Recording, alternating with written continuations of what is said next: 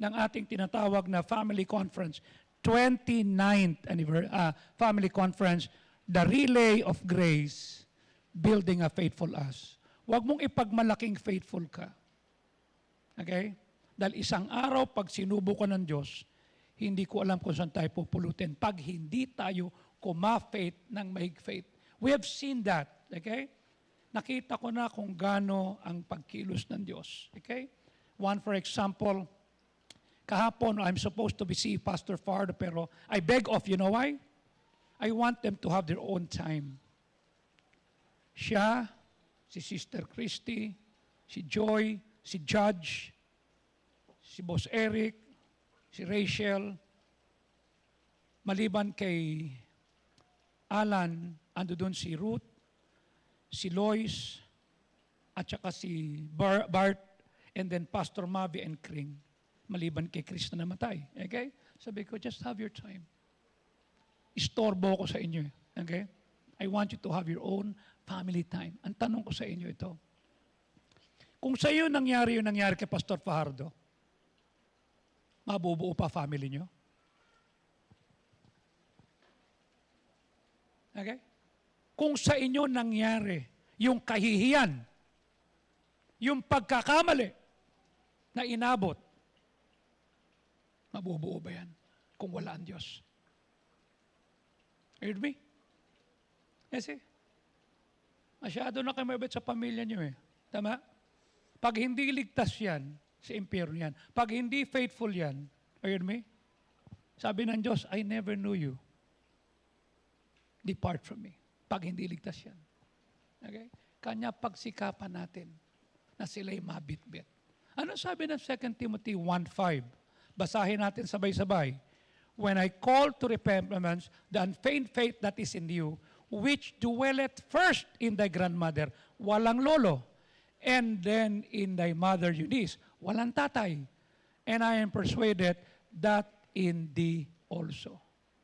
I want you to understand, kahit family mo yan, pag hindi faithful sa Diyos yan, huyo yan sa Diyos. Okay? Are you with me? I was asking, who is the grandfather? Who is the father? Ang pinure si Lois, ang pinure si Eunice. At nakita ko rin siya. Ibig sabihin, kahit single parent ka, kahit balasubas ang asawa mo, pag faithful ka, are you with me? The Lord will recognize you. Father, we thank you. Samahan mo kami na maging faithful para sa iyo, sa kalawalatian mo, para yung itatanim naming mga binhi sa lupang ito, maluluwalhati ka sa pangalan ni Kristo Jesus. And all God's people say, Amen. Please be seated. Thank you very much. Pakibati mo ito masabi sa kanya, Happy Family Conference Night. Okay? 39th. Amen? Natuwa nga ako nung nakaraang bispiras ng bagong taon. Nagpa-raffle ako. Okay? Hindi naman nanalo yung anak eh. Ang nanalo yung tatay eh. Ngayon makikita mo yung anak, ang may suot ng sapatos. You see? Bakit? Hindi matitiis ng tatay yung anak. Okay? Bakit? Doon pa lang sa bahay, sinusukat niya na. Ito ba yung ipaparaffle ni pastor? So anong ginawa niya? Sinusukat niya na, tinitignan niya na. I would like to ask you, what is one of the foremost goal ng family? Bakit ka mag-aasawa? Ay, yes, sa tamang panahon. Hindi ngayon, ha? Bakit manliligaw ka dan? Bakit pinakasalan mo si Marlene Joseph? Bakit niligawan mo si Didit? Brother Sofio, nagsisisi ka? Parang nagsisisi ka. Kasi, bakit gusto mong mag-asawa? Bakit gusto mo ng family? Tama? Kung hindi ito ang linyahan mo, gusto mo lang may partner kasi malamig ang gabi. Gusto mo lang may kapeling kasi gusto mong kape. Okay? Ayan, kakakape mo, napalitan ka. The most wonderful thing that we have to understand is this: to worship, to glorify, to honor God together as a group. Most especially, to stay together as a happy group. A happy family. Gusto kong maintindihan nyo, my family is not perfect, just like what I told you. Pero pag nakikita ko, si Gay namatay na nakakilala sa Panginoon at kasama namin nagsaserve, si Jenny dito rin namatay, nanay ko namatay din eh. Tama? Masakit sa amin yun.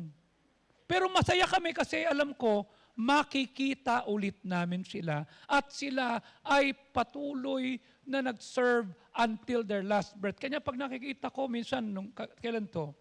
Nagkaroon kami ng celebration dito. Sabi ng mga pastor, grabe kayo, ang dami niyong paputok.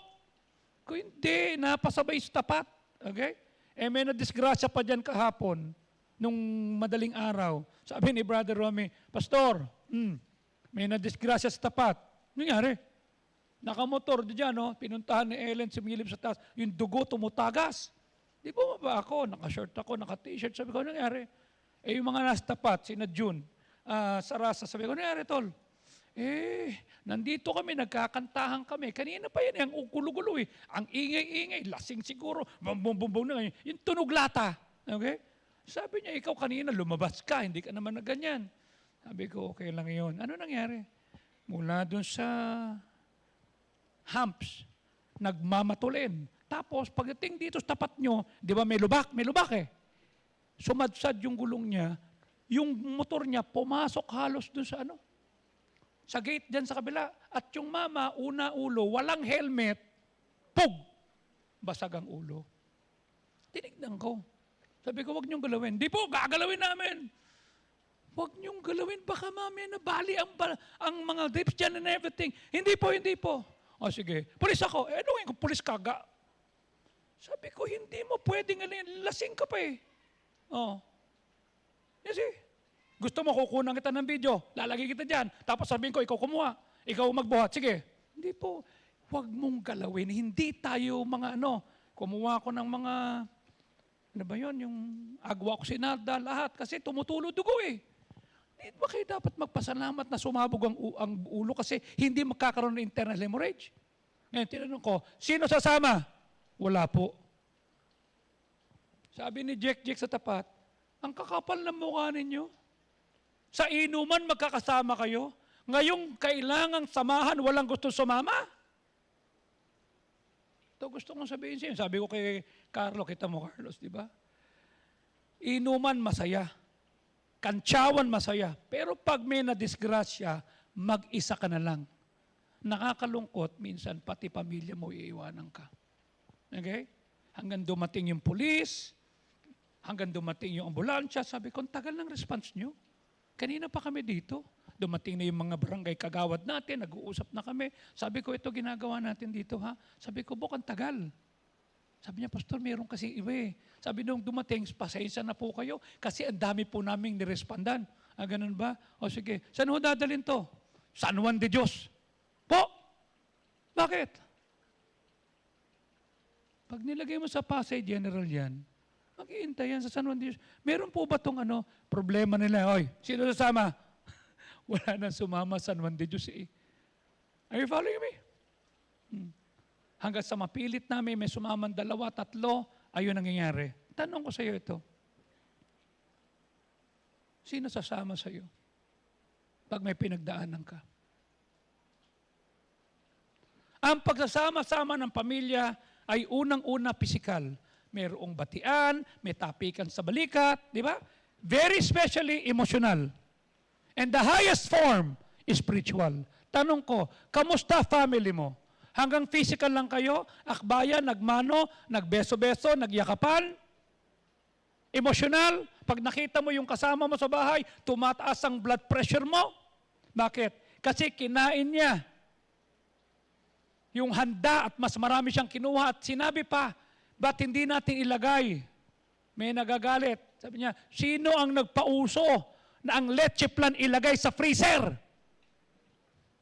Dinilagay nila lahat ng leche plan sa freezer. Nung kakainin na, hindi makain. Sabi niya, ikaw na nag-suggest ng leche plan dapat sa freezer, ha? Magsaya ka hanggang kunin ka ni Lord. Hindi lang makain eh. You see? Ang tanong, physical lang ba? Emotional lang? Kamusta spiritual? Okay? When was the last time you prayed as a family? You see?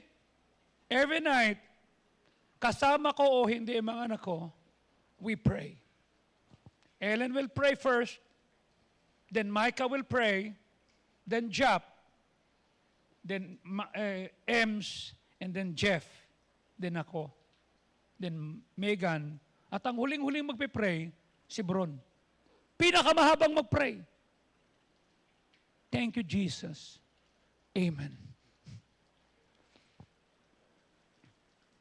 We pray. Minsan hindi kami magkikita-kita, naka-video call kami. Okay? Meron kaming pag-uusapan, meron kaming papaalala sa isa't isa. You see? Physical, emotional, more importantly, spiritual. There may be physical distance. Okay? Katulad halimbawa nitong mga magkakapatid, si Rachel at si Princess, itong si Jacinth at si tinawagan ko pa kayo, ha?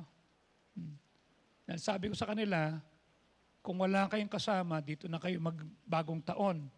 Meron namang isa, kailan to? Ba't di ko alam? Di mo alam. Alam mo naman may kainan sa taas. Pumunta lang kayo, okay? Ang sabi ko dito kayo, meron pong nag-yes, I don't want you to be, you need to feel alone sa bahay ninyo. Dahil tinanong sila rito nung missions nung first bus conference, bakit hindi kayo kumuha ng maraming prutas at gulay? Sagot ng magkapatid, 2 lang po kaming kumakain. Hindi naman po namin mauubos lahat ng gulay. Mali ang sagot. Ang sagot talaga nila, hindi kami nakain ng vegetables. Fruits lang. Kung yan nilagay nyo dyan, litsong manok, okay, liempo, kukunin po namin lahat yan. Pero dahil puro gulay, ito lang po ang kukunin namin. Pinili lang nila talaga yung kinakain nila. Pinanonood ko eh. You see? Sabi ko, ba't hindi kumuha? Sila lang daw. Hindi totoo yan. Hindi nakain ng gulay yan. You see? Napakalaking kasiyahan ang ibinibigay ng Panginoon sa magitan ng pamilya. Pero tanong, ganyan ba ang nangyayari? Masaya ba pamilya? Hindi ba pagka nagkaroon ng na reunion nung nakaraang bagong taon at saka ng Pasko, di ba? Ano unang tanong? Uy, ba't ang taba mo? Uy, kailan ka mag-aasawa? Kaya sabi ng iba, pag nagtanong ang lola, ba't wala pa akong asawa? Isasagot ko, ikaw, kailan ka mamamatay, Nay? Di ba? Uy, wala ka ng liig. Ba't ganyan ang itsura mo? You see? Ganyan ba ang nangyayari? Masaya ba ang pamilya o nagkakawatak-watak? You see? Kayo pa rin ba? Kanya natuwa ko nung isang gabi, nagpaalam si Preacher Bonnie, asikuso niya yung kanyang family, dahil may pangamba yung mga kapatid niya. Paano pagpatay na si Nanay Sita? Yung bang bahay babawiin? Sapagkat tinulugan ni Preacher Bonnie yung bahay for 11 years at pagkatapos ay iniwan niya sa kanila, hindi nahulugan. I don't know what happened to them, but Nanay Sita niya, si Ate Sita, nagkaroon ng pangambat at pag-aalinlangan. Sabi niya, paano? Dumating na eviction notice, aalisin na, kukunin na kami dito, okay? Papaalisin kami. Paano kami? Saan kami pupunta? Nandun ang buong family. You know what happened? Si Aldrich, sumayo ka Aldrich. Dapat pagagalitan ko to eh. Kaya lang sa ginawa mo sa lola mo, gusto kitang purihin. Nag-loan to para bayaran yung utang sa bahay. Okay? Nag-loan. Okay? Siya yung merong loan at nag-loan siya ng 500,000 para bayaran yung 600,000 plus. Para yung lola niya may bahay na matutuluyan kasi nangangamba na. Tanong ko sa iyo, gagawin ba nito kung yan ay wala sa Panginoon? Gagawin ba niya yan kung hindi sila naturuan ng Word of God? Gagawin ba na kung physical lang at emotional? Are you with me? Nag-loan siya. You see? Ngayon, nung mamatay si Sita, ang pangamba ng mga kapatid, baka paalisin na tayo ni Bonnie. You know what Bonnie did? Pumunta doon, kinausap, pwede ka na umupo. Hindi natin gagawin yan. Dito pa rin kayo titira. Itong ilalim, gagawin natin parang, parang production. Diyan kayo titira, doon kayo sa taas. Naku, salamat ha. Wala yun. We're one family. Ang tanong ko sa iyo ito, kaya mo bang gawin yan sa family mo? Alam mo kung bakit? Kasi yung family niya, nakausap ko yung pastor. Sabi ko, sa'yo nagsisimba to? Opo eh. In fact, pastor, bago po namatay si Sister Sita, siya po ang tumulong sa akin. Saan? Para makakuha ng senior citizen. Okay. Nakatulong ba? Hindi na ho ko pumila, pastor. Pag galing ka sa Pasay at natuto ka rito at napunta ka na kung saan simbahan, dapat lagi kang blessing. Sabi ko, to bang lahat faithful sa inyo? Opo, opo. O sige ha, maging faithful. Pero kako tol ha, hindi kita nakikita dun sa kabila. Ayusin ko po, ayusin mo na ngayon. Ha? Huwag kang mag-alala. I know the story, I will not look down on you, pero ituloy natin ang relasyon nyo kung saan ka galing. Ang tanong ko sa iyo ito, mag-aaway-away dahil sa pera? Sa mana? Sa hatian? Nangutang siya. Nag-loan. How many years ka na pay? How many years? Para bayaran mo yun. Mag-aasawa ka. Okay? Are you following me? Kaya mo bang gawin yan sa lola mo? Kaya mo bang gawin yan sa pamilya nyo? Alam mo ang kagandahan? Nagpatuloy sila sa Panginoon. Kahit hindi na sila rito.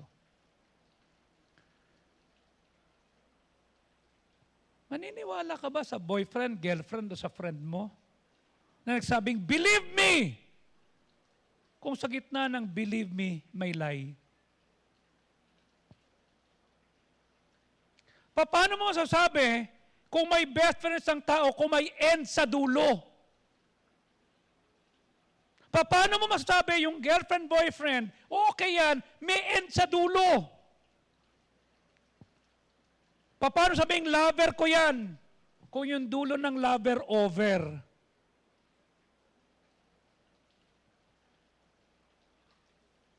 Kaya mabuti ang family. Ang dulo I-L-Y. What is that? I love you. Wala kang makikitang lie. Wala kang makikitang end. Wala kang makikitang over. Bakit? Ang Diyos ang magpapatatag. Kanya bago mo unahin ng ibang tao na mahalin mo family mo. Dalhin mo sila sa Panginoon. Akayin mo sila. Huwag kang tumigil na hindi sila nakakasiguro na sila nga ang kanilang pangalan ay nakasulat sa aklat ng buhay at kung sila'y mamamatay, dapat alam nila sa langit sila pupunta. Kasi walang kwenta yan. Palakasin mo family mo sa Diyos. Dahil ang pamilyang nasa Diyos, nasasandalan kapag may problema ka sa buhay. May iiyak na kasama sa iyo. Minsan we don't need advices. We need a shoulder to cry on. We need somebody that will listen to us. We need some people that will say, hey, dito tayo. Okay? Yung barkada mo, kasama mo lang sa sayan. Kasama mo yan kapag may pera ka, pag may pakinabang sa iyo. Pero pag wala ka na, iiwan ka niya. Nakita namin nung gabi. Walang gusto sumama. You see? Nung dumating na yung ambulansya, sabi ko, kita nyo, ayan o, di ba kagawad, ganyan dapat? Opo, dumating isang kagawad. Sabi niya, sino kasama? Tanong mo sila. Pinagduduro yung mga tao.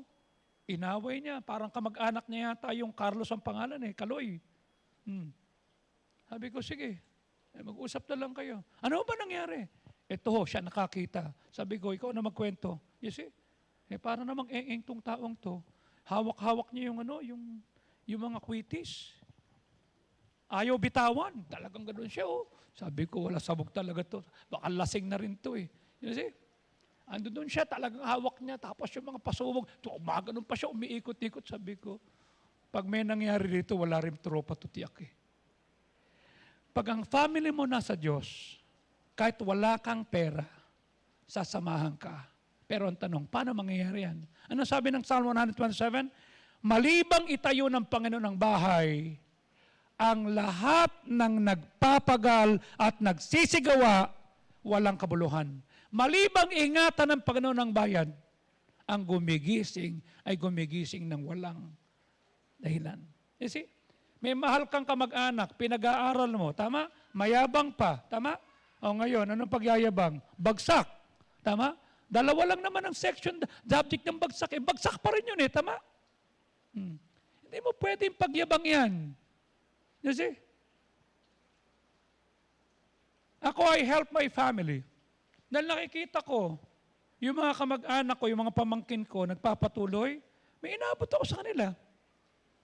Pero may mga kamag-anak ko, text ng text, tapos ko, no. Ay, hindi kita nakita nagsisimba kung saan ka nakatira. Hindi ko alam kung nagpipray ka. Hindi ko alam kung ano ginagawa mo. Okay? Pinadalang kita minsan, that's okay. Okay lang. You see?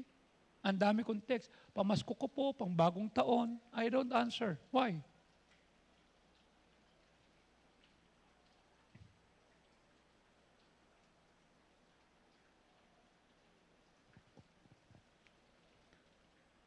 Alam mo, sabi ni Paul kay Timothy, I am reminded of your sincere faith. Napaalalan ako ng iyong tapat na pananampalataya na unang nakita sa lola mo. Yan, tatandaan nyo, ha? Dapat ang family mo, binibit-bit mo maging faithful. At nanay mo, binabanggit, Eunice, Lois. At ako'y naniniwala, persuaded ako, nasa iyo rin. Hindi po ito isang talata about history. It's about spiritual momentum. Yun bang nakita sa iyong pananampalataya, Ferry, makikita kay Leah? Makikita ba yan sa magiging anak ni Leah kung mag-aasawa siya after 40 years? Bakit parang gumanong ka? Si Ayesa, hindi mag-aasawa yan after 60 years. Subukan mo. Okay? Itong talatang ito ay nagre-remind sa atin that faith is not something we believe. Something we believe. No. It is something we live out publicly and consistently. Malalaman ba ni Paul yung katapatan ni Eunice at ni Lois? Kung hindi nakikita. You see? Maralo, ugod-ugod na itong si Lois, si Eunice, matanda na. Preacher na itong si Timothy, di ba? Oh, publicly pinakita, consistently. Kanya sabi ni Paul, ay nakita ko, nakita sa lola. Kanya ito yan, ha? Maring ikaw lang sa pamilya mo ang save. Maring ikaw lang sa pamilya mo ang ligtas at nabaptize. Okay? Sa'yo nagsimula. I always say, kung sa tingin mo wala pang blessed sa family mo, sa'yo magsimula. Ako unang nasay sa family namin. Okay? And I have to start breaking the generational curses so that my family, lahat ng susunod sa amin, lahat ng kamag-anak ko, madadala. Faithfulness is seen in where we show up. Saan ka laging nakikita? Sa palengke, sa trabaho, sa opisina, sa eskwelahan. Nakikita ba ang faithfulness? Pag nagpa-pray ba, pagkakain na, nagpe-pray ka ba? You see, makikita ba na nagbabasa ka ng Bible pag ikaw ay nasa eskwelahan? Faithfulness is seen in what we prioritize. Sino pinaglilingkuran natin, what we pass on.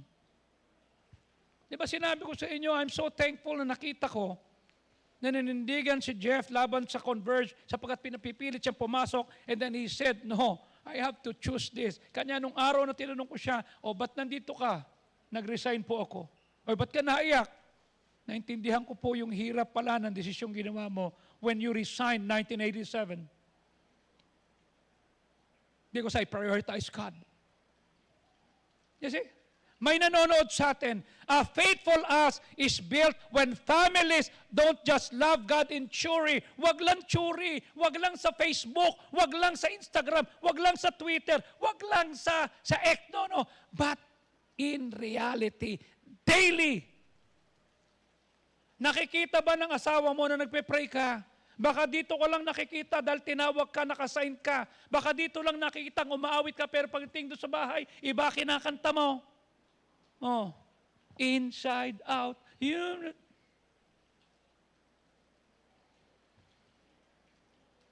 Nakikita kasi connected ka sa eklesiya. Hindi mo pinabayaan ang ministry mo. Nakikita na you pray together. And you give faithfully. And intentionally nagdadala ka ng tao sa Panginoon. You see? What we repeatedly practice becomes the faith we pass on. Ano ang patuloy nating inuulit? Itong frame na ito, attendance, service, giving, prayer, discipleship, is a legacy, not obligation. Yan ang ipapasa natin. Hindi obligasyon. Yung pakainin mo, pamilya mo, obligasyon yan. Alagaan mo, obligasyon. Pero yung ikaw ay sumamba, nagbigay, nagkaloob, nag-soul winning, nagbasa ng Bible, you see? Legacy yan. May susunod sa iyo. A faithful us is not an accident. It is a legacy built brick by brick. Isang hollow block, isa pang hollow block, isa pang hollow block, hanggang maitayo. The relay of grace, building a faithful us, unang dapat nating makita, the power of dwelt first. What does it mean? Authenticity. Ano sabi sa verse 5? Pag naalala kong panampalatayang walang pakunwari na nasa inyo, okay? Which dwelt first, na unang nakita sa lola mong si Lois, sa nanay mong si Eunice, at ako'y naniniwalang makikita rin sa iyo. Tanong, anong makikita sa iyo kung hindi ka faithful? Magsisimba ka lang kasi nasunugan, kasi nagkaroon ng problema, kasi may kailangan, kasi walang magawa, kasi walang conflict sa schedule. The power of dwelt first. I see it first, which dwelt first. Paul notes that the faith first lived sa lola at sa nanay. What does it mean? Before it was taught, it was caught. Nakita muna, hindi tinuro, pinamuhay. Kasama rito yung how faithfully you attend the church. Pag may pagtitipon, hindi ka na pinapaalalahanan. Kung sana ikaw ni tatawag, uy, tara na, meron tayong prayer, meron tayong pagtitipon, ito gawin natin. Our children learn what matters most. Hindi sa sinasabi natin, but by where we go, pag inconvenient. You see? May sakit ka, makikita na nasa simbahan ka. Ano sinabi ni Mama Marisa kanina? Isang linggo pa lang si Jeff dahil May 7 pinanganak si Jeff, okay? The following Sunday, 14, kasama na si Jeff. Nagsisimba. You see? Ganun din si Jeff. Praning-praning pa nga si Ellen eh. Hindi mo makausap, ba't di ka matulog? Baka hindi na ako magising. Bakit di ka matulog? Yoko, baka mamaya kung ano mangyari sa akin, ay kamote.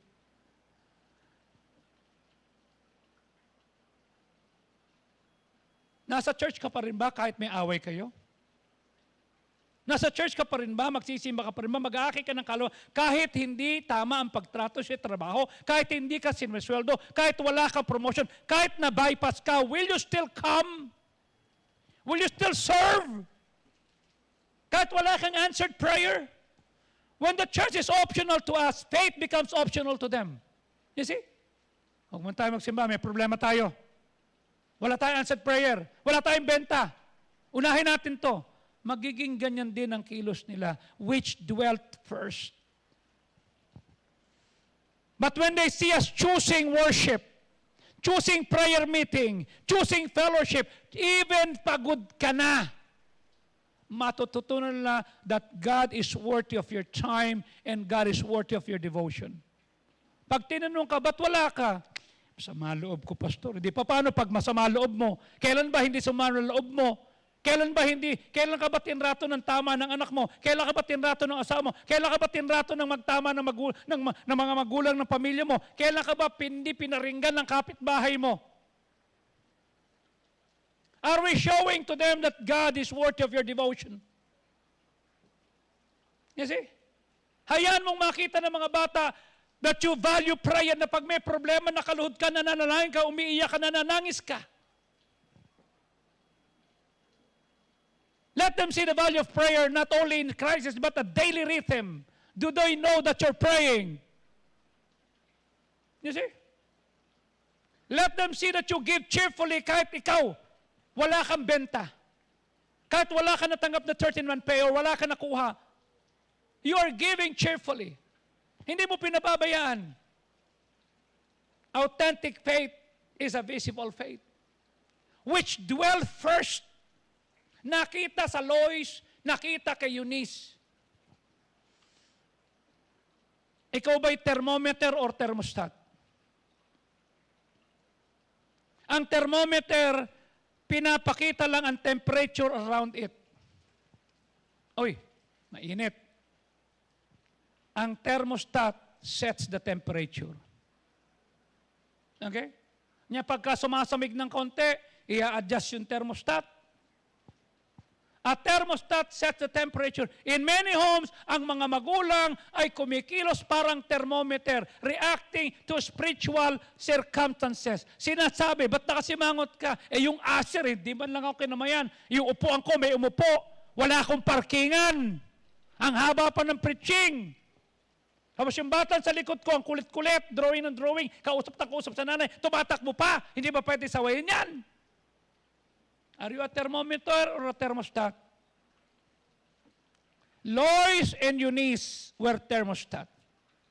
Sila yung nagsaset ng spiritual climate. Sabi, which dwell first. Nakita sa kanila. Pag ang mga bata nakita sa mga magulang na sila nagpipray, kahit sila yung tired, they attend the church even when they're busy. When your children see that, I'll tell you, they will trust God. Kasi nakita sa iyo eh. Yung faith nagiging totoo. Hindi imbento. Ay, si nanay naman magaling lang. Pagkaharap si pastor, si preacher, pag binisita, tutulong. Pero pagka pananambahan, hindi mo makita. You see? Ano nakikita ng ating mga anak sa atin? Oh. Like my family, ano nakikita ni Lord tsaka ni Regan? Ano nararamdaman sa inyo ni Kobe? Oh, ano nakikita? Single-handedly, Dino, you're raising Dino, KD, right? Ano nakikita ni KD sa'yo? Tama?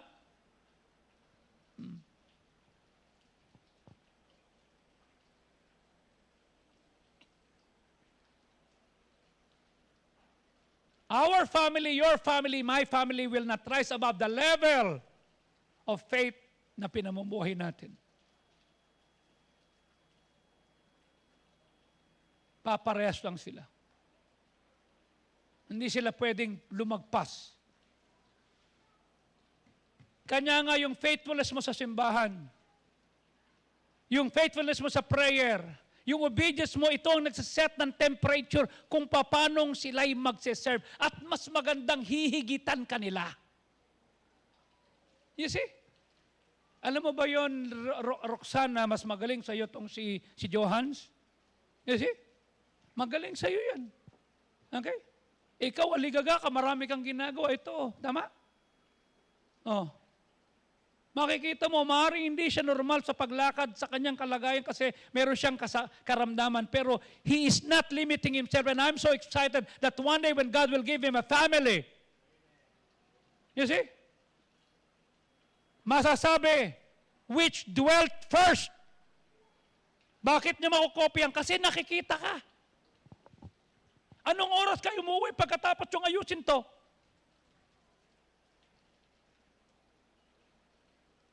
In many families, we try to export a faith to our children na hindi natin inimport sa ating puso. You see? Gusto mo ipasa, hindi naman nakikita sa iyo. I will never expect my sons and my in-laws to love my God and this church kung hindi ko pinakita sa kanila na mahal ko to.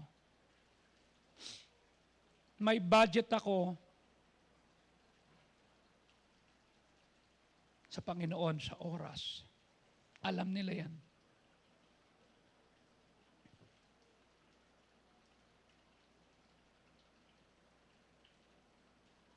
Think for a moment, what is your most prized family treasure? Ano yung pinaka-family treasure mo? Sa iba, it's a jewelry. Perhaps an old photo, photographs and memories. Okay? Perhaps it's a recipe that was passed down for the decades. Ito yung luto ng nalo kayo. Ito yung pinasa sa akin ng pinakanununuan natin. Hindi ba inaalagaan natin yan? Ang tawag dyan, heirloom. Okay? Heirloom. Pinamana. We polish them. We keep them in safe places. And we make sure na hindi mawawala yan pagka nagkaroon ng tinatawag na pagkilos. Paul's letter to Timothy reminds us that treasure does not sit on the shelf. Wala sa pader. Ano sabi ng Psalm 123 verse 3? 73 verse 3. Lo, ang mga bata ay mana mula sa Panginoon at ang bahay bata ay kanyang gantimpala. Ibig sabihin ang mga bata, pag binigyan ka ng anak, ang tawag dyan heritage, a possession, an inheritance. In other words, your children is or are precious gift from God. At dapat tignan mo, hindi pa bigat. Hindi isang, madagdagan na naman ang pakakainin ko. No.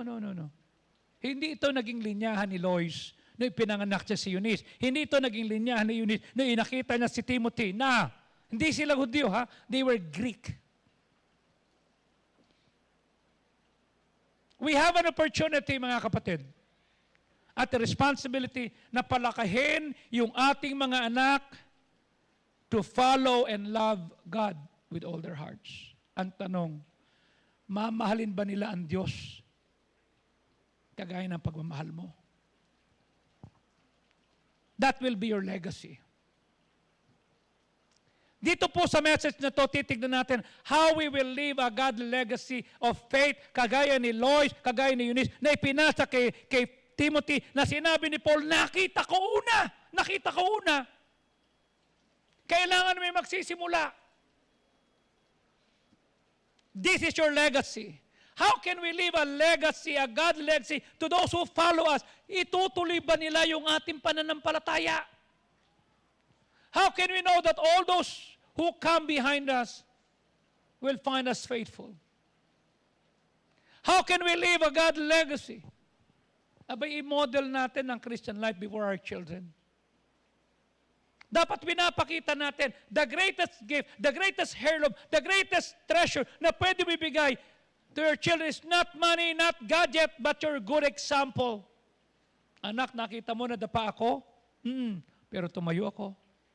Nakita mo, hindi tama yung pagsagot ko kanina. Humingi ako ng tawad. Are you following me? Hindi na nakipag-away. Bakit? Ikaw lang ba? Samantalang alam ko ginawa mo. Not money. Not gadget. More than anything else, you should say, I want my boys to be able to look back and say, meron akong nanay, meron akong tatay na mahal ang Diyos at tapat sa Diyos. Kanya kaming ganito. Kanya kami ganyan. You see? How many families are having that kind of faith? Di ba? Kaunti lang. Yung bang sasabihin na they model the Christian life to me. Kahapon nagulat ako. Magmamadalis yun to si Si Paulo, Tita Ellen, si Pastor, andun sa kwarto, gumagawa ng mensahe. Bakit? Andun si Pastor Benny sa baba. Lo, sabi ko, wala naman tawag eh. Wala naman text, wala naman lahat. Sabi ko sa kanya, nangyari, kain tayo sa labas, Jade Garden. Hindi ako nakakain eh. Malulugi ka lang. Saka ba galing? Di ba sabi mo, ingatan ko yung kalusugan ko? Ay, natural, dahil yung isang pastor, bumaba ang immune system. Tapos hindi na siya nagkikilos. O di umilos ako. Saka nagaling. Ako nag-drive. Pumunta ako ng PICC, pumunta ako sa Dolomite, tinignan ko lahat, ako nag-drive. Sabi ko, okay ka lang? Masaya ka? O, kanya pumunta ako sa'yo dito. How is your blood pressure and everything? Sabi ko, hindi ba nakakatawa? Nagkaroon ka rin ng autoimmune failure, pero dumating yan sa panahong you can afford to get the best doctor. Dahil yung kaibigan natin, nagkaroon ng autoimmune system, dapat o-opera ng 4 na stent this next week. Hindi umano, tinawagan ako ni Dr. Charlie, sabi niya, matigas ang ulo, hindi sinunod yung sinabi ko eh. At least nilapit namin, inayos ko. Tanong ko sa iyo, yun bang nang aaway sa iyo, tutulungan mo? O hanggang buti nga namatay, buti nga! What are you passing? Sabi ko, okay ka lang. Yeah. Pag nabatas ko, nakita ko, dala-dala yung Porsche, Targa. Targa yan, ano? Targa. Targa, no? Sabi ko, please tell me, are you having some tough time? Bakit? Parang kailangan mo ng comfort eh. May problema ka pa pinagdadaanan, pagpipray kita. So we prayed. Alam mo, nangaasar ka. Hindi, naaawa ako sa iyo. Baka hindi mo na alam kung anong gagawin. Kasi regalo yun eh, ng church niya. Okay? Pagkatapos, 2022 yun. Okay? In 2021, Bentley. 2022, Porsche. Sabi ko sa kanya, okay ka lang. Sige. Hindi kasama talaga? Papayin mo si Ellen. Sayang oh, hindi kami kakain. Mamayang gabi po po. Ano ba ulam niyo ko gabi? Gabi? Tuyo. Tsaka sardinas. Tapos ang dami niyong pinaputok ha. Hindi, kapitbahay yun, tsaka si General. Tsaka tayo ito ha. May sinabi ako sa kanya. Sabi niya, sige, tatawagan ko yan si Kalinisan, akong bahala. Tatawag ko, sasabihin ko, anak ko yan, ikaw nang bahala. Kukortisikal pa kami sa'yo. Hindi na. Pero sige, okay din. Kortisikal ko yun, para sa maganda. Sabi ko, okay ka lang? Thank you sa bisita ha. Dumaan ako dito eh. Sabi ko, thank you. Sabi ko, bakit? Well, you're the best second man I know. Sabi ko, no, I'm just a nobody telling somebody that there is someone who loves us. That's who we are.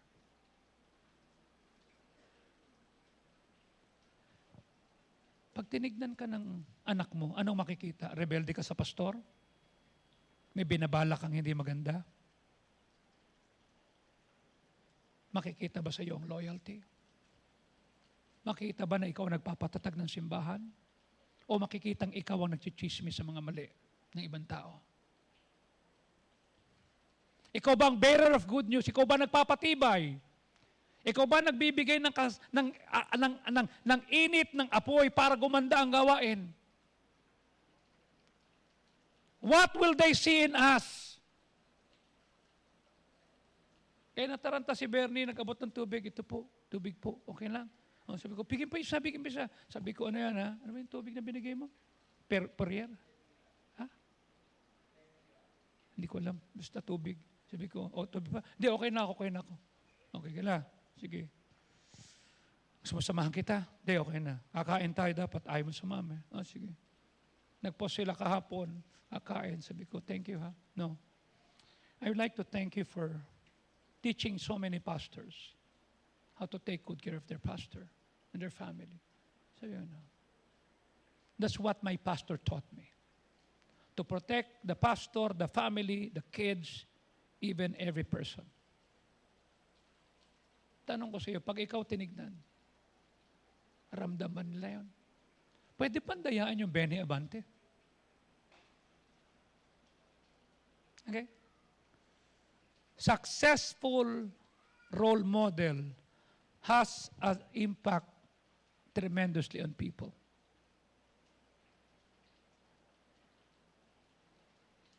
In the 1950s, tinanggap na ng tao, wala na.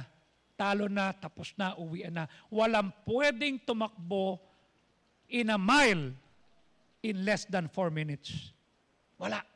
Hundreds of athletes tumatakbo, pagod. Pero one time, Roger Bannister from Harrow, England, refused to listen. Sabi niya, no, kaya kong i-break yung 1 minute in 4 miles. He did. 1954 of May, tinapos niya yung race. Na-break niya yung record. A dozen people broke the record that Roger Bannister did. Bakit? Meron kasing nagpakita. Tanong ko sa iyo, ipapakita mo ba sa anak mo na pwede tayong pagtiwalaan? Pwede tayong gamitin, pwede tayong mag-akay, pwede tayong maging kasangkapan para yung simbahang wasak, yung simbahang durog, yung simbahang wala ng pag-asa, tumatag kasi nandiyan ka. Can you do that? Which dwell first? Kasi, meron pinagdadaanan si Lois, may pinagdadaan si Lois, meron din pinagdadaan si Timothy kasi hindi binanggit yung lolo, yung tatay, pero they were so faithful.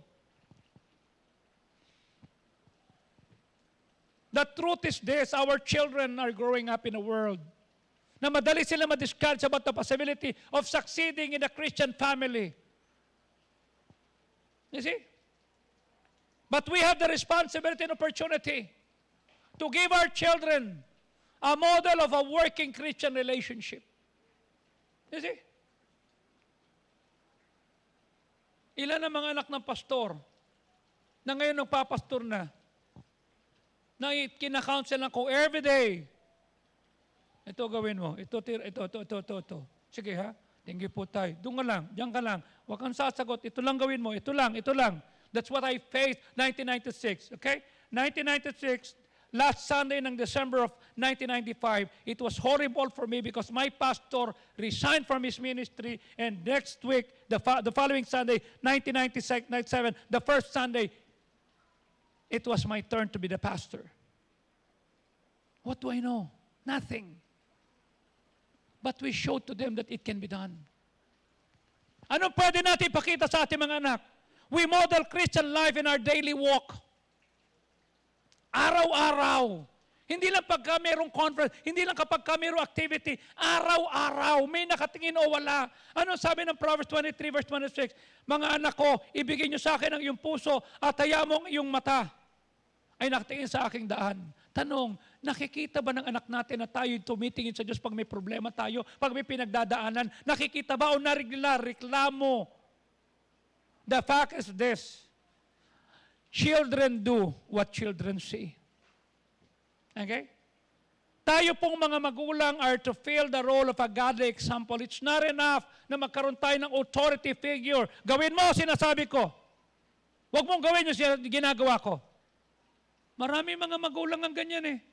Kasi, ang tatay ko, they smoke. Pero sasabihin sa anak niya, wag kang iinom, wag kang magsisigarilyo ha. Eh, ikaw nagsisigarilyo eh. Huwag kang manonood ng porn, ikaw nanonood ka ng porn eh. Oh. Dadali na simbahan sa simbahan. Ibababa lang kasi may pupuntahan sila. Itong klase ng pattern na ito does not work. We must be able to say, follow me, sumunod ka sa akin. Ito yung sinabi ni Kristo sa Matthew 4:19. At sinabi niya, sundan niyo ako, I will make you fishers of men. We cannot expect to lead our children to a place of victory if we're not experiencing it ourselves. Paano mo mapapakita sa anak mo ang tagumpay kung ikaw salat? Okay? Ito, salagin natin na salat, say salat. Sapat, say sapat. Sagana, say sagana. Hindi ba ito sinabi ko sa inyo? Nung ang mga Israelita nandun sa Egypt, salat sila. Paano sila tutulong? Salat sila. 400 years, sila'y alipin. How can they be? Nung sila'y nasa wilderness na, sapat. Yung damit nila, yun lang, sapat. How can you be a blessing? Pero pagdating na sa promised land, nagkaroon sila ng sagana, doon sila nagbigay ng mga pagpala. I ask you, nasan ka? Salat, sapat, sagana. Where? Emotionally, spiritually. One of the primary ways, ang parent na exasperate yung kanilang children kasi we have a double standard. Are we an example sa bahay?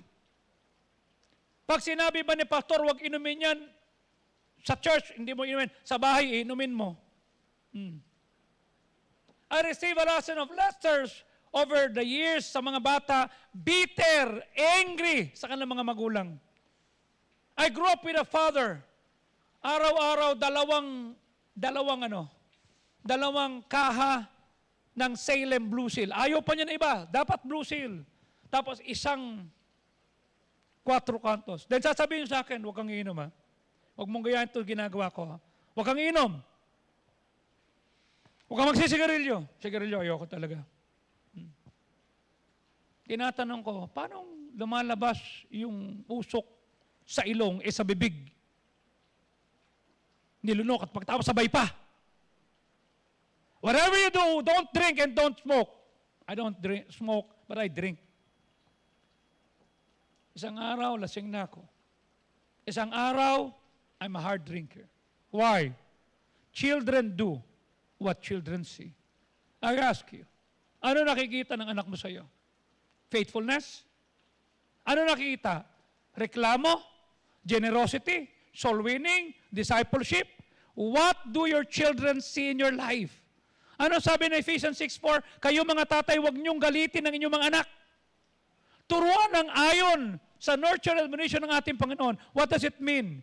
Our goal must to show consistent model. Few things generate disappointment at rebellion sa puso ng bata. Ano yan?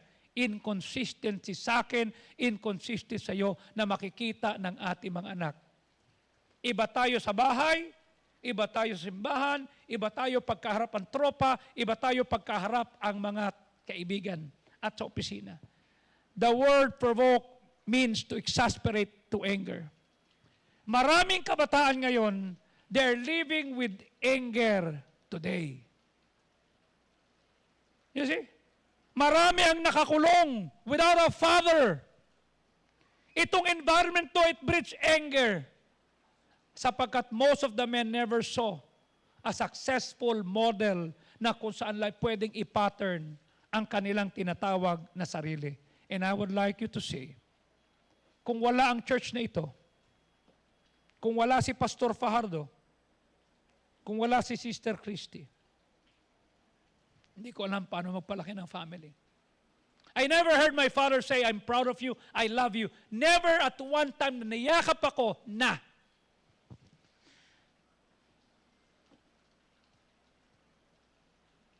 Nasanay ka na sumisigaw? Nasanay ka na hihiya? Nasanay ka na lang na pinapahiya ang mga tao? Maintaining order and discipline in your family has nothing to do sa taas ng boses mo o sa volume ng boses mo. It has something to do with the character of our heart at commitment ng ating puso. There are times that I am kneeling down before God, kay Jeff, kay Job. Kung saan sila natutulog, nakaluhod ako. Makikita ko si Ellen nandoon, nagsusulat, nagpe-pray. You see? Sa kanyang prayer, place, and space.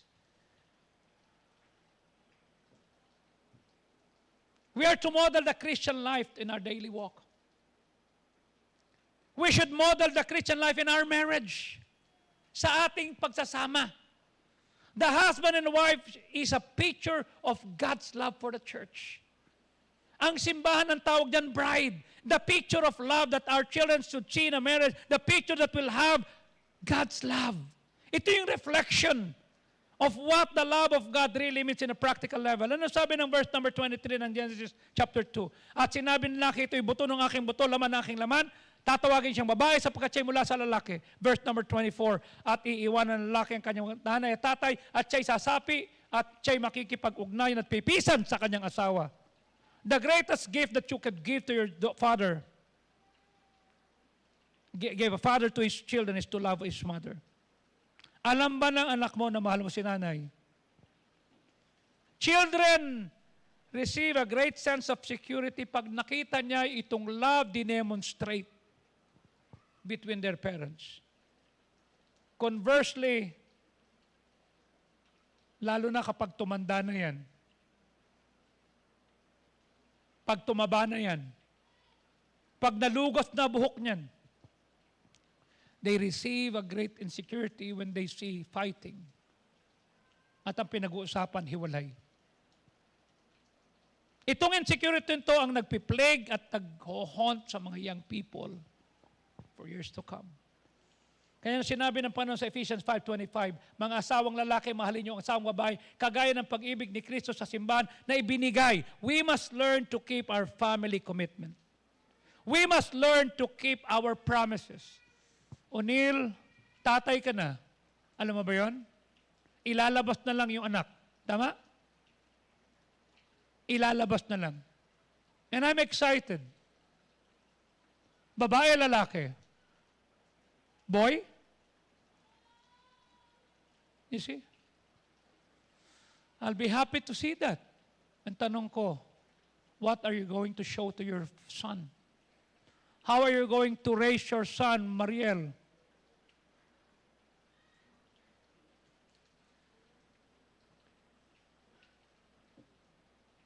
We may live in an age ng separasyon is common.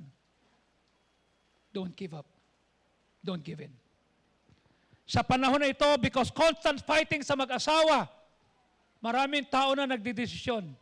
Iwanan na natin ito, hindi naman magkasundo eh. As a result, yung mga mata are not seeing a consistent loving model. This breeds inconsistency, insecurity sa kanilang puso. Kanya sabi ko, hindi ikaw ang may mali, ikaw ang tama, huwag kang gumawa ng mali, shut your mouth, huwag mong sabi ko sa isa, huwag kang magpaparig, baka mamaya pa, nakita ng asawa mo yan, o ikaw nga ikaw nagsisimba-simba ka pa, tapos ganyan na ugali mo. Babalikan ka niyan. That kids will question the marital relationship. We must provide our children an example of marriage that works as God intended. Ito ang nakakalungkot. Faith is the only heirloom that can be stored, cannot be stored in a box. Ito ang tanong ko sa iyo. Are you using your faith? If you don't use your faith, you're gonna lose it. If you don't model it, you cannot pass it on.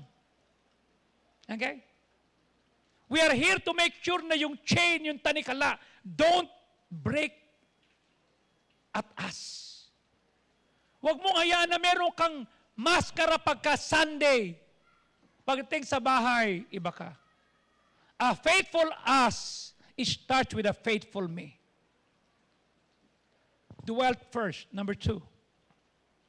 Protecting and guarding the unfeigned faith connection. What does it mean? Integrity. Not only the power that dwelt first, but protecting. Ano sabi sa verse number 5? Pag nakikita ko yung unfeigned faith, yung walang pakunyaring pananampalataya. What does it mean? Hindi doble kara. Unfeigned faith. The Greek word na ginamit ni Paul sa sincere or sa unfeigned is anipokritos. Without hypocrisy or unplayed acted. Ibig sabihin, kung sino ka pag mag-isa ka, yun kapag may kasama ka. Baka mamaya pagkasama mo si pastor, hindi ka nagmumura. Pag wala na, nagmumura ka na o nagsisigarilyo ka na, umiinom ka na. Yung tubo, magandang tignan. Pero kung may crack yan, a water pipe can look strong on the outside. Pero pag mayroon niyang crack sa loob, the pressure will eventually cause to burst. Maraming families don't break because of hardship. They break because of hidden inconsistency. Pag nakita ng mga anak natin na nag-worship tayo sa Sunday, pero hindi ka nagpapatawad sa nang away sa iyo, sa nang hiya sa iyo, Hindi ka na nakitang humingi ng tawad sa binulyawan mo, pinaringgan mo. Hindi ka humingi ng tawad. Wala kang prayer, wala kang honesty sa bahay. Pressure exposes the crack. Integrity is choosing the same faith at home, sa bahay, sa private. Faithfulness flows best sa buhay pag walang butas, ang tinatawag na tubo. A faithful family is not a perfect family. It is an honest one. Ibig sabihin, pag may mali, hihingi ng tawad. Pag may mali, itatama. Pag may mali, magpapakumbaba. Nothing kills faster sa family than religious acting. Ang galing magkunyari. Oo na, pinatawad ko na. Pero gigil. You see? Gigil. Ganon din sa simbahan. We serve, we give, we witness, out of pressure. Ano, baka tanungin tayo ni Sir Rene, nag-soul winning tayo. Baka tanungin tayo ni preacher, baka nag-soul winning tayo. Are you working out of fear or out of love?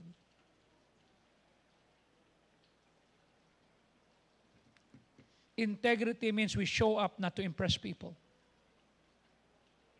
Integrity means we genuinely love God and His people. The unfeigned faith. When we act saints at the church, tapos sa bahay hindi nag-uusap, kumain ka mag-isa mo, ayoko kitang kasabay, kainis ka. We create a gap our children will eventually walk through. Many children struggle later in life kasi nagkaroon ng disconnect between what their parents said sa public at paano mabuhay. It is a tragedy that home is no longer a place of safety and honesty and a godly example. Kanya when I think of the right kind of example, ulitin natin yung sinabi sa verse number 5. Pag naalala ko yung pananampalatayang hindi pa kunwari, the unfeigned faith, na nakita una sa nanay, sa lola mo at sa nanay mo, at alam kong nasa iyo. Timothy's father was not a believer.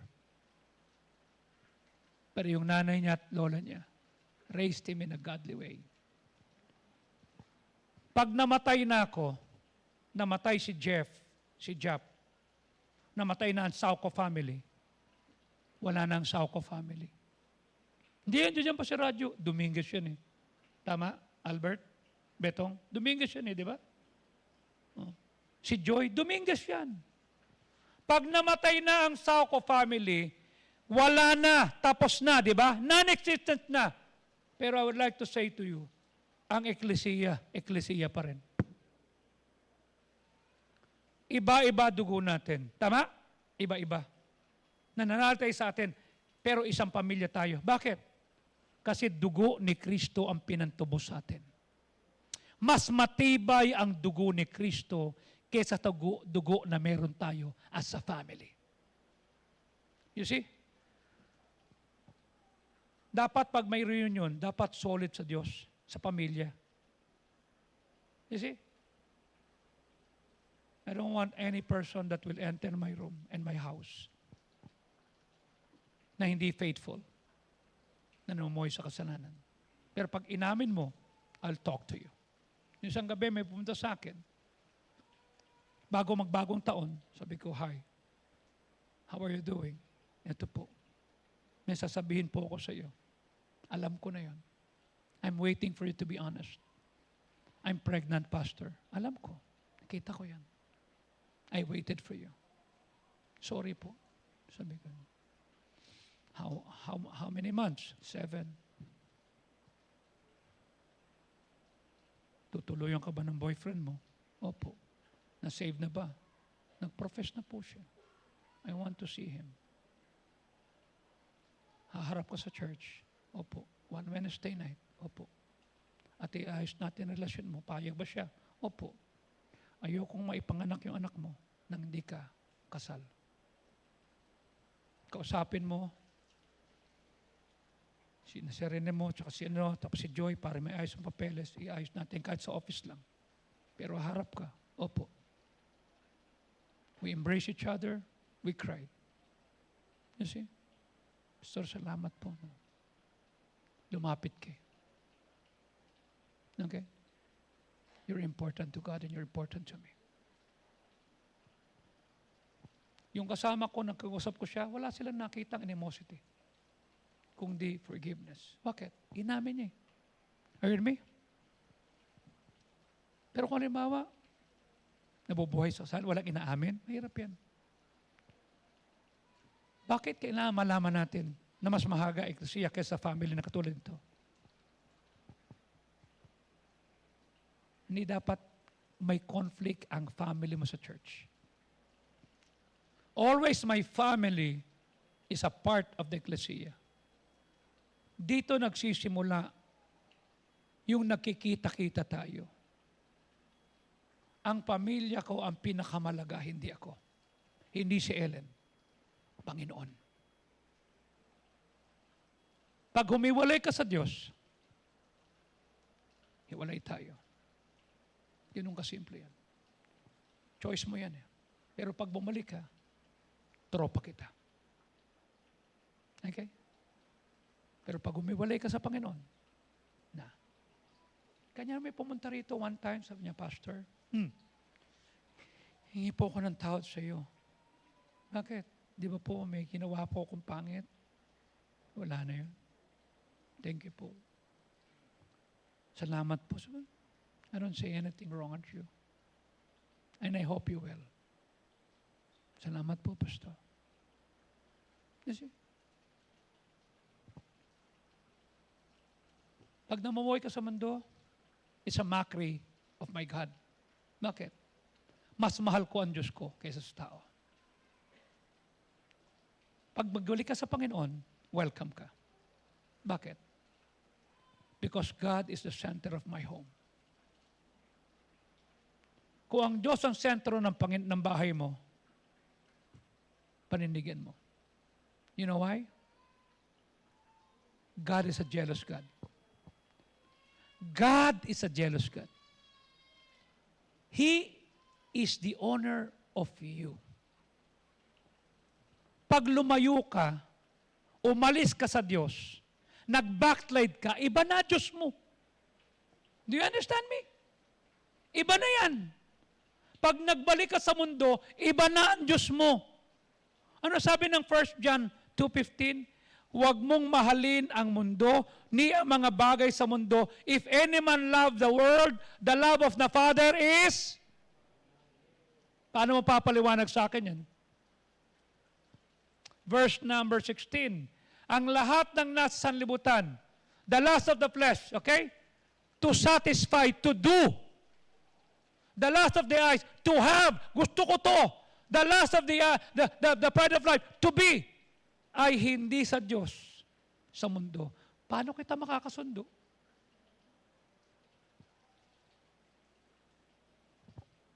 Verse 17. Ang mundo lilipas. Ngunit ang gumagawa ng kalooban ng Diyos may forever. So magkaiba kami. Sabi ko sa kamag-anak ko, no? Pero nung makita ko si Sedi, nung makita ko si Richard, nung makita ko si Jerry, na inaayos ang buhay, welcome ka. Nung makita ko si Paulo, na dati nawala, bumalik, welcome ka. Pero pagka hindi, iba Diyos mo sa Diyos ko. Nung makita ko si Bernie na bumalik, bakit? Ginugulpi ko yun eh. Walang ginawa kundi magbilyar. Hindi nagsisimba. Hindi ka pwede sa akin. No. You see? Magmula sa bahay namin sa Kapinpin, hanggang doon sa may presinto, tumakbo ka ng hubo, huwag kang uuwi sa bahay. Pare-paro tayo nakikitira pero hindi ka pwede rito. Gago ka. Okay? Hanggang sa bumalik siya sa Panginoon. Now, binigyan ko siya ng pantalong kanina. Tama? Sa'yo yun eh. Pinili ko eh. Sabi ko, bigyan mo yung isa. Sino to? Bahala, bigyan mo kay Paulo yan. You see? Bakit? Natutuwa ako makita sila eh. Na ang mahal nila yung Diyos ko, hindi yung lust of the flesh, hindi yung lust of the eyes, hindi yung pride of... Anong pagyayabang mo? Si Diskaya nagyabang nasaan? Amen? Nasaan? Pag wala ka sa Panginoon, iba Diyos mo sa Diyos ko. Kanya ako nagpapasalamat sa iyo. Kasi pinili mo ang Diyos ko. Kailangang tapat tayo. Okay? Hindi kita pwedeng intindihin. Kinakailangan kusa kang bumalik. You see? Kusa kang bumalik. Ito masakit ha. Nung yung prodigal son umalis, di ba? Pinabayaan ng tatay. Bahala ka sa buhay mo, tama? But when the prodigal son came back, sinalubong. Are you with me? Bumalik ba? Pag hindi nabalik, kilala kita, pero not be close to you. Okay? Ang kaligtasan, hindi mo pwede ipilit. Ang pagmamahal sa Diyos, hindi mo rin pwede ipilit. Gusto mo bumalik? Bumalik ka. Kung ayaw mo, fine. Kilala kita, pero hindi pwede. The mother and grandmother did not just teach faith. They live it. Nagbigay sila ng testimony kay Timothy na dapat lang sundin. You see? Pag single parent ka, or yung asawa mo hindi mananampalataya, pwede ka pa rin magbigay ng model sa anak mo. Si Lois, si Eunice, hindi binanggit ang asawa. But they became a model. Listen, importante ng anak mo pagtanda. They will always watch your testimony. They're still looking to see whether totoo ba sa atin yung itinuturo natin sa kanila. They would like to see us walk faithfully sa midlife, sa old life. Now listen, nagsimula akong binata, senior na ako 62 na. Ilang taong ka na, Nelia? 58? 2 years na lang? Hindi pa ako nakakatikim ng 58. Okay yung 58, wag lang bewang yung 58, ha? Yung iba, bata pa, pero ang bewang 58. Our calling is clear. We must be a faithful example. Ano sabi ng Philippians 4:9? Yung bagay na tutunan mo sa akin at tinanggap at narinig, gawin mo. At ang Diyos ng kapayapaan ay isa sa iyo. This is what an example that we should see. Okay? They need to see the things of God matter to us more than things of the world. Ang faithfulness will grow in the soil of confession. Integrity means admitting pag malamig ka na at gusto mo bumalik. Okay? I want you to leave an imprint. Halika nga rito, Saya. Dahil anak ka ng host, ikaw na lang uupakan ko. Okay? I want you to understand, nagsimula sa tatay, wala. Nagsimula sa lolo, wala. Pero ang lola at ang nanay naroroon. What are you trying to live in the life of your son and your daughter? Pag naging faithful ka sa Diyos, you're putting an imprint. Do you talk about faithfulness, about Bible reading? Pinapakita mo ba sa kanya na mahalaga magpatawad? Pinapakita mo ba sa kanya? Sabi ko sa iyo, toyo lagay mo eh.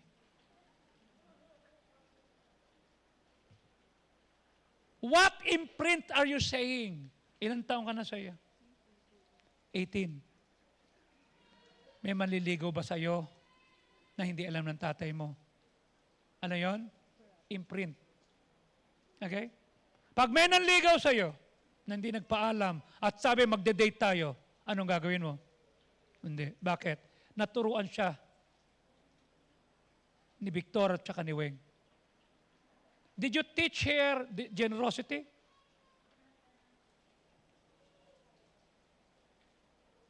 Did you teach her to be a soul winner?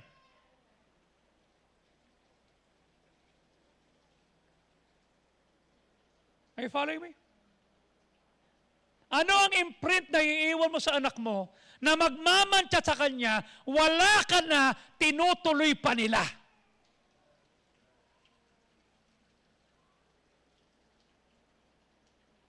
Have you taught loyalty to your daughter?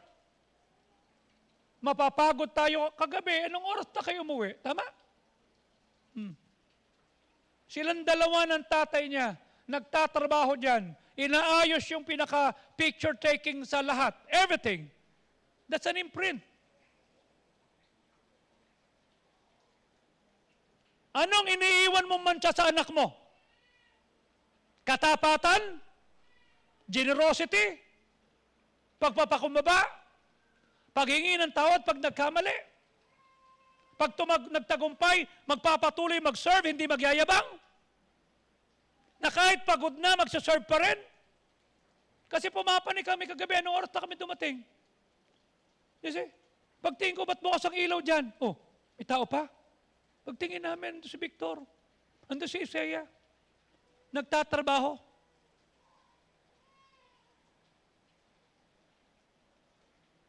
Ano man siyang iiwan mo sa anak mo?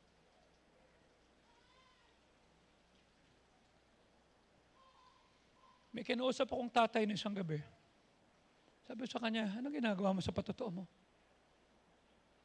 Nasaan ka nung linggo? Nakikita ng anak mo at mga anak mo ang ginagawa mo. Nakikita nila kung ano ang pag-uugali mo pag naaasar ka. Pag wala kang answered prayer, ano ang maiiwang mantsa? Tumalikod ka. Sa anak mo. Ano ang iiwanan mo mantsa? Ano sabi ng Panginoon? Unang nakita sa lola at sa nanay.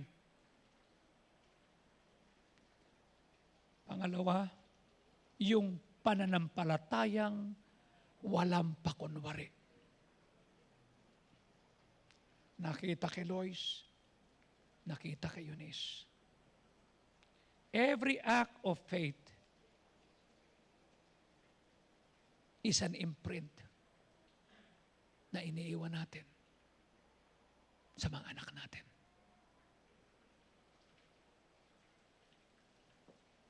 Anong iniiwan mong imprint? That's why I told you, nagsimula ako 19 years old. Now I'm 62. I've been here for 43 years. I've been serving God for 39 years full time. I've been married for 38 years. I have been a member of the church for 41 years. I've been saved for 41 years. And the only thing I could leave my children is the unfeigned faith. Anong klaseng imprint ang ipapakita mo sa anak mo? Marap ka sa kanila.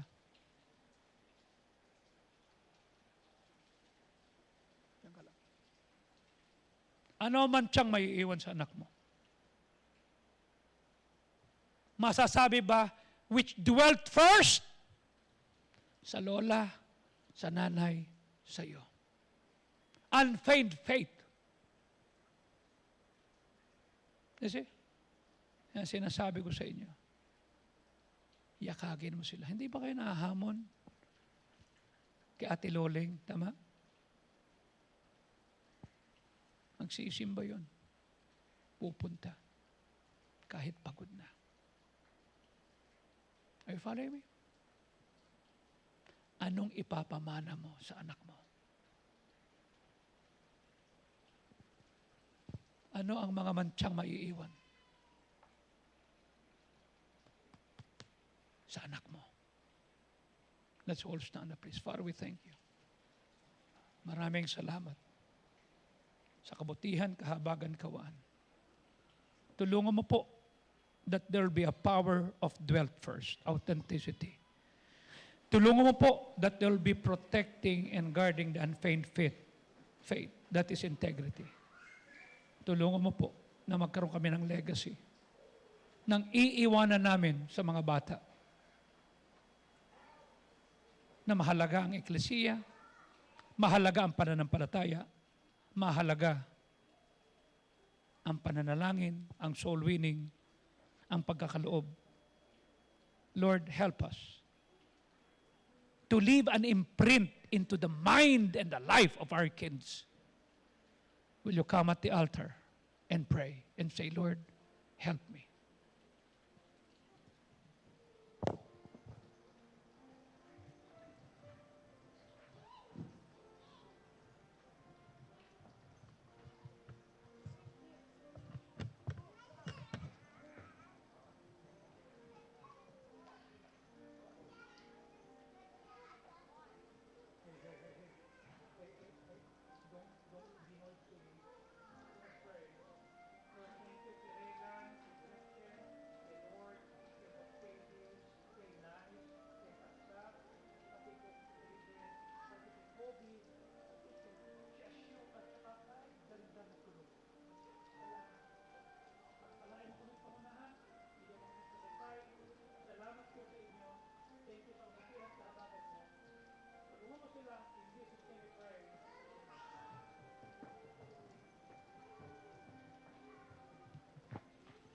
Just be faithful first.